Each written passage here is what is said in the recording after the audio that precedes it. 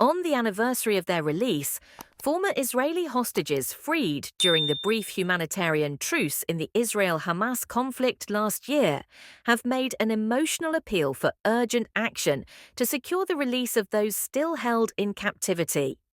The plea comes as efforts by international mediators to broker a new deal remain stalled.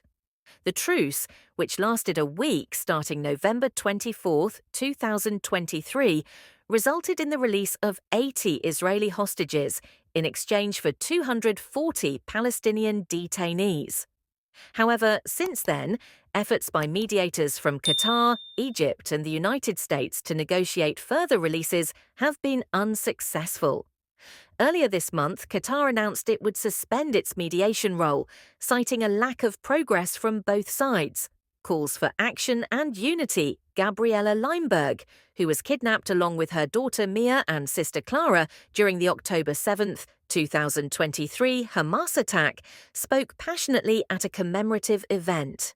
Reflecting on the 53 days she spent in captivity, Leimberg emphasized Israel's commitment to protecting its people.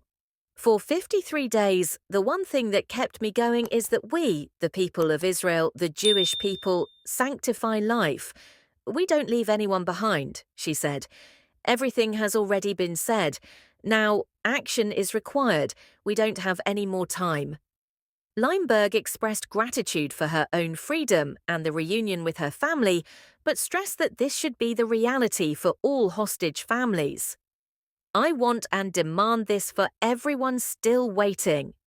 Dire conditions and rising concerns.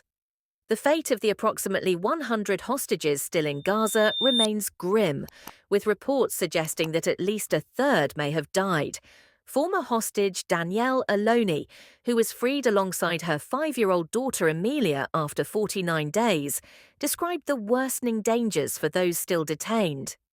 They endure physical, sexual, and psychological abuse, their identity and dignity crushed anew each day, Aloni said, adding that her own freedom feels incomplete as long as others remain in captivity.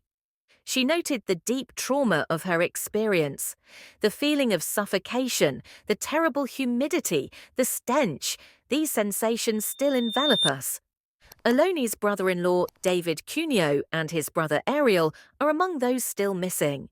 She questioned why it has taken over a year to negotiate another deal when the initial exchange was reached within 2 months.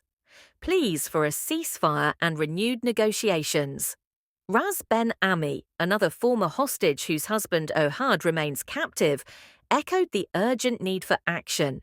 She called for a ceasefire to facilitate the return of all hostages. If people could truly understand what it means to be held in subhuman conditions in tunnels, surrounded by terrorists for 54 days, there's no way they would allow hostages to remain there for 415 days, she said.